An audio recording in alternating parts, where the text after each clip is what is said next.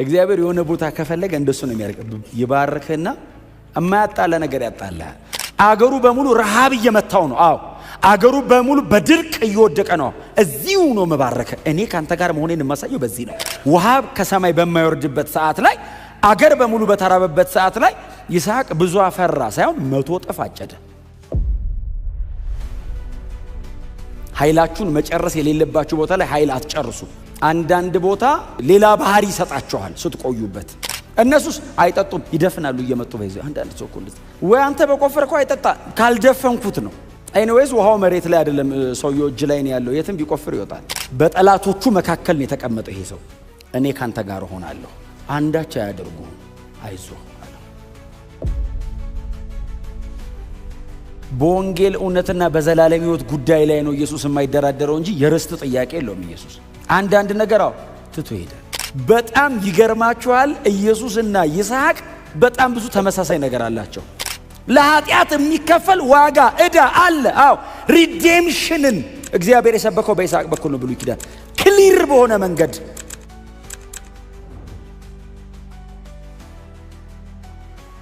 እና አብርሃም በነበረበት ዘመን ረሃብ መጣበት። አዎ ተነስቶ አቢሜሌክን አግኝቶታል። ከዓመታት በኋላ ይስሐቅ እንደገና እዚያው ጌራራ ምድር ላይ በጣም ለከነዓን ተጠግቶ ነው ያለው።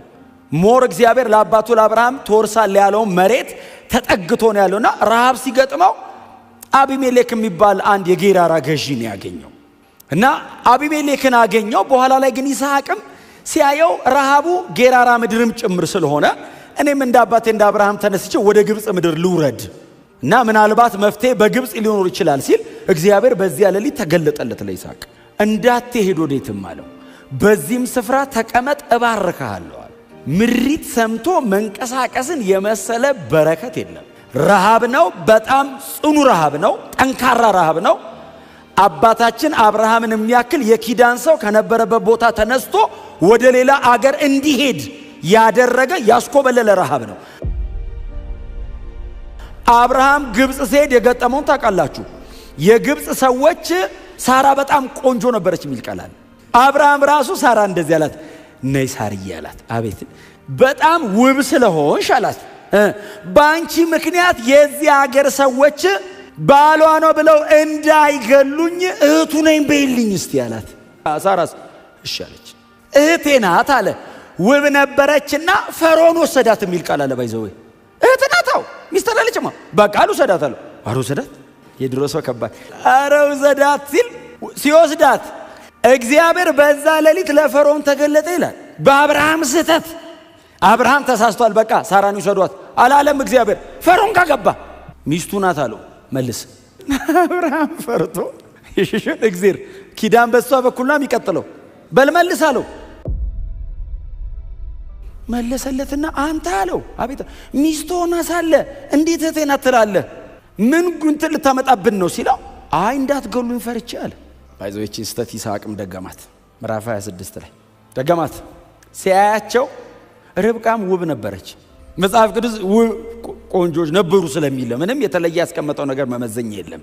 ከዛ ይሄም ሰው ረሃብ ሲመጣ ተነስቶ ሌድ ሲል እና አቢሜሌክ ሀገር ገባ። ጌራራ ሲገባ የጌራራ ሰዎች ከበብ ነገር አረጉት እና ሲያይ በርብቃ በኩል ሊገደል ነው።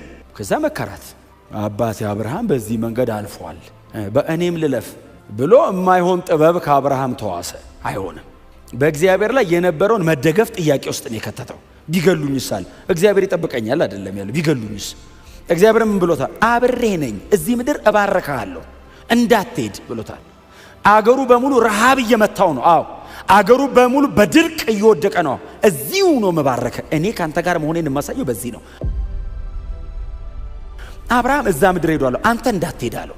ተመሳሳይ ነው ረሃቡ። አዎ እዛ ሄዶ አብርሃም ተመልሶ መጥቷል።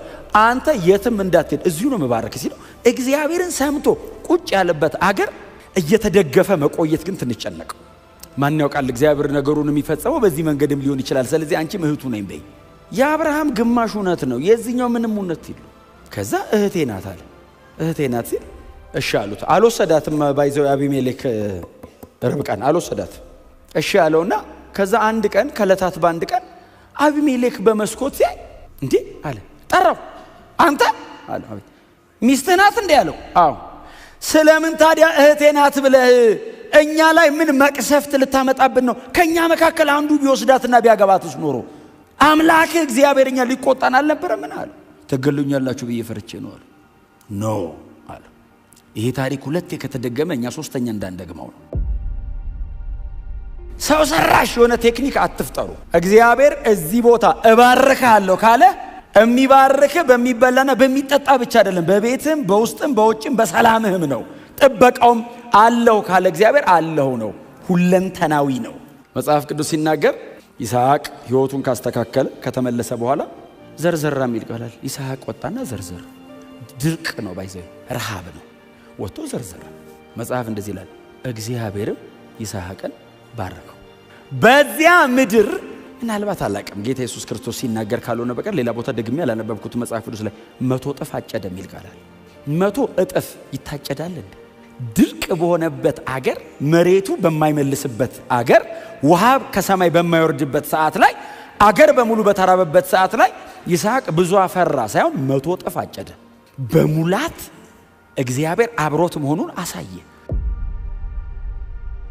ይስሐቅን እግዚአብሔር ባረከው ይላል። ከብቶቹ አህዮቹና ጎተራው ሞላ። በዚህ ጊዜ የጌራራ ሰዎች መጡና አንተ አሉት፣ አቤት፣ ከኛ ይልቅ አይልሃልና አሁን እኛ መሃል ተቀምጠ በለጥከን አሉት። እንግዳ ሆነን የመጣው እኛ መሬት ላይ ነው የዘራኸው፣ እኛው መሃል የተቀመጥከው፣ ግን አምላክ እግዚአብሔር ካንተ ጋር ስላለ አምላክ እግዚአብሔር ስለባረከ ከኛም ይልቅ ስለበዛ ምድራችንን ልቀቅና ሂድ አሉት። ይስሐቅ አላንገራገረም። እግዚአብሔር አብሮት አለ። የትም ቢሄድ በደረቅ መሬት ላይ በድርቅ ዘመን 100 እጥፍ እንዲያፈራ ካረገው የትም ቢሄድ እግዚአብሔር እንደሚባርከው ያውቃል። ስለዚህ ይስሐቅ አልተሟገተውም፣ እሺ አለ። በዚህ በድርቅ ምድር ላይ እግዚአብሔር እኔን ለይቶ ሲባርከኝ የነካውትን በሙሉ ሲያበዛ፣ ኦኬ የተዘራው ስንዴ ሊሆን ይችላል፣ 100 እጥፍ በቀለ። ከብቱ አያው ድሮ የሚቆጠረው በሱ ነው ንብረት። በባሪያዎቹ እግዚአብሔር እኮ ባሪያ አበዛ፣ ቤቱ የሚዋለድ ባሪያ ከበበው እና ከኛ በላይ ሆንካሉ። አሁን ጦርነት ብንገጥመው ጌራራን ተወስዷል አሉ። በለጥከናል እና ውጣ ከመሃላችን ሂድ። አሁንም መታደላው ሂድ። እግዚአብሔር ባርኮን የለየው። እግዚአብሔር የሆነ ቦታ ከፈለገ እንደሱ ነው የሚያደርግ። ይባርክና የማያጣላ ነገር ያጣላል። አብርሃምና ሎጥ ያጣላል፣ ቤተሰብ ያጣላም ጉዳዩ። እግዚአብሔር ከብቶቻቸውን አህዮቻቸውን ባረከ ይላል። በዙ ይልና እረኞቻቸው በዚህ ተጣሉ ይላል። ከዛ እንለያያ ተባባሉ። አያለያይም ጉዳዩ። እረኛ አባሮ ሌላ አይቀጥርም እንዴ? እግዚአብሔር ግን ባርኮ ሲለይ ጥሩ በዛባቸው። አንዱ ወድቆ አንዱ ከፍ ብሎ አይደለም፣ ሁለቱም ተባርከው ነው። በእውነት እንደዛ ይሁን። እናንተ የሌላ ሰው በረከት ምክንያት ሆናችሁ በጣም የሁለታችሁም በዝቶ በቃ እስቲ ቦታ ሌላ ቦታ እናርግ እንትኑ ፍቅሩ ሳይደበዝዝ ስትገናኝ ካቆምክበት እየቀጠልክ ለመኖር ተባርኮ መለየት ጥሩ። አንዱ ደክሞ ሲሆን የሚገነጣጠለው ነገር ይበዛል። ተባርከ ሲሆን ግን አሳማኝ ነው። መሃል ላይ ባረከው ኪዳን ያለው ሕዝብ ስለሆነ ብቻውን ባረከው። ከዛ ወጣ ሄደ። ሲሄድ ሰውየው የሚሄድ የት ነው? አባቱ አብርሃም የነበረበት ቦታ ሄደ። ተመልሶ አባቱ አብርሃም የነበረበት ቦታ ሄደና አገልጋዮቹን ጠራቸው። ኑ አላቸው ሎሌዎቹን። አቤት ሲል አባቴ አብርሃም ቆፍሯቸው የነበሩትን እነዛን የውሃ ጉድጓዶች እስቲ ቆፍሯቸው አለ። አዲስ መሬት ነው፣ አዲስ ቦታ ነው፣ አዲስ ቻሌንጅ ነው። ኦፍ ኮርስ እግዚአብሔር አብሮት አለ፣ ግን ቻሌንጁም ደግሞ አዲስ ነው። የለመደው መሬት አይደለም፣ የሚያውቀው አይደለም። ግን አብርሃም ይስሐቅ ባልነበረበት ዘመን አብርሃም የነበረበት ቦታ ነው። አባቴ አብርሃም እዚህ አካባቢ ጉድጓዶች ቆፍሯል። ከነዚህ ውሃ ምንጮች ነው እየጠጣ እሱም ሎሌዎቹም ግመሎቹም እየጠጡ የኖሩት ከዚህ ነው። እኛ ምን ቆፍር አለና በአባቱ በአብርሃም ዘመን የነበሩ ጉድጓዶች መቆፈር ብቻ አይደለም፣ አባቱ አብርሃም በጠራቸው ስም ጠራቸው እና ቆፈረ፣ አስቆፈረ። ሲቆፍሩ የጌረረ ሰዎች መጡ። የኛ ነው ያንተ አይደለም አሉት። ይስሐቅ በጣም ፒስፉል ነው፣ አይዋጋም። ስለ ጠባቸው ሲል ትቶላቸው ሄደና ኤሴቅ ጠብ አለበት ይሄ ነገር አለ። አልጣላም። እንዴት አይነት ብሌሲንግ መሰላችሁ! ፈቀቅ ማለት የእናንተ የሆነ ነገር ትታችሁ ሂዱ እያልኳችሁ ሳይሆን ግን የሚቀጥል በረከት ካለ አንዳንዱ ነገር ትቶ ማለፍ ጥሩ እና ተወውና የሚቀጥለው ላይ ሂዱና ቆፍሩ አላቸው። የሚቀጥለው ላይ ሄዶ ሲቆፍሩ የጌራራ ሰዎች ተከትለው መጡ። ኤሜኛ ነው አይቻልም ሲሉት ስለ ክርክራቸው የመጀመሪያ ስለ ጠባቸው ነው። አሁን ጠበማ እንዳደርሷል ከመጡ ተዋቸው። ስለ ክርክራቸው ሲል ስጥና ብሎ ስም አወጣለት። ለነሱ ነው የሚሰጠው ባይዘው ውሃውንም ስሙንም። እነሱስ አይጠጡም ይደፍናሉ እየመጡ ባይዘው። አንዳንድ ሰው እኮ እንደዚህ ወይ አንተ በቆፈርከው አይጠጣ ካልደፈንኩት ነው። ኤኒዌይስ ውሃው መሬት ላይ አይደለም ሰውየው እጅ ላይ ነው ያለው። የትም ቢቆፍር ይወጣል። እና ሲዘጉበት ፈቀቅም በል አለ ይስሐቅ። ሞር እያስጠጉኝ ነው ወደ ተባለው እንደውም እየሄድኩ ነው። ትቶ መሄድ ጥሩ ነው። እድሜያችሁን መፍጀት የሌለባችሁ ቦታ ላይ እድሜያችሁን አትፍጁ። ኃይላችሁን መጨረስ የሌለባችሁ ቦታ ላይ ኃይል አትጨርሱ። አንዳንድ ቦታ ሌላ ባህሪ ይሰጣችኋል ስትቆዩበት። የሌላችሁን ባህሪ ዴቨሎፕ ታደርጉበታላችሁ። ስለዚህ ትታችሁ ስትሄዱ አንደኛ በጉዳዩ ላይ ክርክር አይኖርም። ቀጥሎ ሰውየውንም አታጡትም፣ ገንዘብ ታደርጉታላችሁ። የጊዜ ጉዳይ ነው። እና ትቶ ፈቀቅ አለ ይልና እስቲ እዛ ቆፍሩ። እዚህ ድረስ እንኳን አይመጡ ኦሬዲ ከግዛታቸው ወተናል። እዛ ጋር እስቲ ቆፍሩ ሲል ሄዱና ቆፈሩ። ሲቆፍሩ ሌላ ምንጭ አገኙ። እና ምንጩን መጽሐፉ ሲነግረን እግዚአብሔር አሰፋልን አይደል ያለው? በምድርም ሁሉ እንበዛለን አለ። ስለዚህኛው ምንጭ አልተጣሉትም አልተከራከሩትምና ሮሆቦት ብሎ ጠራው። እግዚአብሔር አንድ ምንጭ እኮ ነው። እግዚአብሔር አሰፋልን አለ።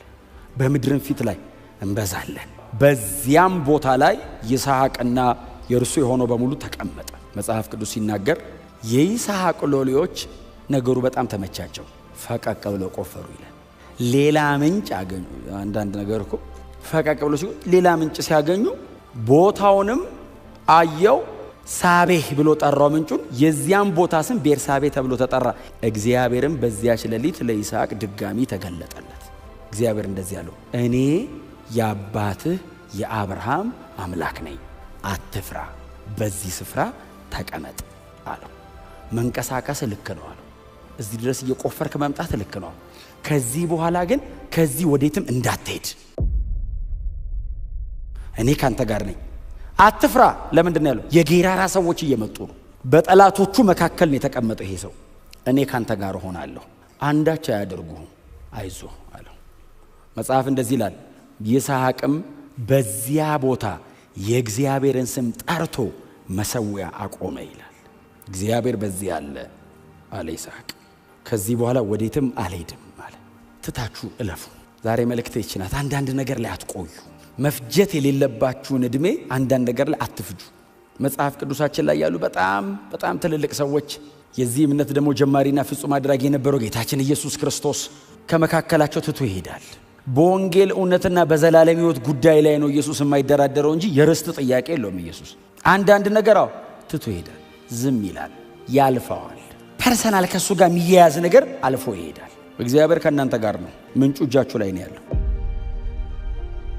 ምንም ቦታ ላይ ብትገቡ እግዚአብሔር በኪዳን ከእናንተ ጋር አብሮ ይሰራል። በምሪት ሂዱ። እግዚአብሔር ቁጭ በል የሚል ቦታ ተቀመጥ። እግዚአብሔር ሥራ አለኝ የሚል ቦታ ላይ ቁጭ ብለህ ሥራህን ቀጥል። ይሄ ታላቅ የኪዳን ሰው ያደረገው ይሄንን ነው። እግዚአብሔር ሲቀጥል የቀጠለው ከዚህ ሰው ጋር ነው። ሲቀጥል የቀጠለው በምሪት ነው። ሲቀጥል የቀጠለው በይስሐቅ ካራክተር ነው። ስለ ይስሐቅ መጽሐፍ ቅዱሳችን ውስን ቦታዎች ላይ አለ። የተነሳባቸው ቦታዎች በሙሉ ግን ካያችሁ እግዚአብሔር መሐላ ከይስሐቅ ጋር ነበረው ነው። ያዕቆብ በጣም ብዙ ቦታዎች ላይ አለ መጽሐፍ ቅዱሳችን ላይ። በጣም ብዙ ቦታዎች ላይ ካለ የፈጠርኩ ያዕቆብ የሰራው እስራኤል ሁለት ነው። ሰውየው ብዙ ነገር ይነካል፣ ብዙ ነገር ያበላሻል። የጦርነት ሰው ነው። የሆነ ቦታ ይገባል፣ በጣም አውት ስማርት ያረጋል። መገለጥ ከመጣ ለራሱ ነው። ሸመልመል እያረገ የሚያበዛው የራሱን ነው። አንተን ከጨዋታ ያስወጣል፣ እግር በእግር ይከታተላል፣ ብኩርና በእንጀራ ይቀይራል። ኤስ ፒስፉል። በጣም ይገርማችኋል። ኢየሱስና ይስሐቅ በጣም ብዙ ተመሳሳይ ነገር አላቸው። ኢየሱስ ወደር የለውም፣ ግን ግዴታ ጥላ አለው። ለመምጣቱ ግን እግዚአብሔር እንደ ጥላ እንደ ምልክት የሚያስቀምጠው ሰው አለ። አወላለዳቸው ጀምሮ ይስሐቅ የተወለደበትን መንገድ ይዩት። በጣም ሚራክለስ በሆነ መንገድ ነው የተወለደው። ለአብርሃምና ለሳራ ብቸኛ ልጃቸው ነው ባይዘወይ። በጣም ሚራክለስ በሆነ አይነት መንገድ ነው የተወለደው። ይስሐቅ ብቻ ነው በዚህ መንገድ የተወለደው። የ100 ዓመት ሸማግሌና የ90 ዓመት እናት አብርሃምና ሳራ ብቻ ናቸው፣ የለም ሌላ። በዚህ መጠን ከኢየሱስ ክርስቶስ ሞትና ትንሣኤ ጋር አንድ አይነት የሆነ መጽሐፍ ቅዱስ ላይ ሌላ ታሪክ የለም። ይስሐቅ ብቻ ነው። የኢየሱስ ክርስቶስን ሞትና ትንሣኤ አዲስ ኪዳናችን ላይ ነበር ተመጣጣኝ የተባለ ሌላ የመጽሐፍ ቅዱስ ባለ ታሪክ የለም። ይስሐቅስ ነው ራሱ ቀጥታ እግዚአብሔር በሰው ምትክ በግ እንደሚያቀርብ ፕሮሚስ ያደረገው ይስሐቅን አጋድሞት ነው። ለኃጢአት የሚከፈል ዋጋ ዕዳ አለ። አዎ ሪዴምሽንን እግዚአብሔር የሰበከው በይስሐቅ በኩል ነው። ብሉይ ኪዳን ክሊር በሆነ መንገድ ድራማታይዝ አድርጎት እግዚአብሔር አባቱም ልጁም በሚገባቸው መንገድ እኛ ስናነበው ወይ ጉድ